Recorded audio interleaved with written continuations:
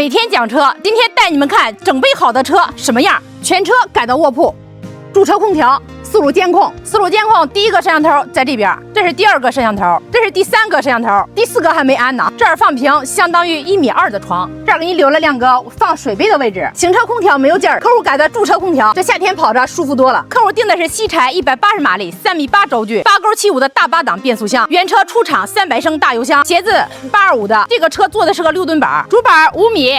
尾板1.2米，标配4吨绞盘，尿素架、备胎。我是河北动漫小杨，想入这款车的来找我，拜拜。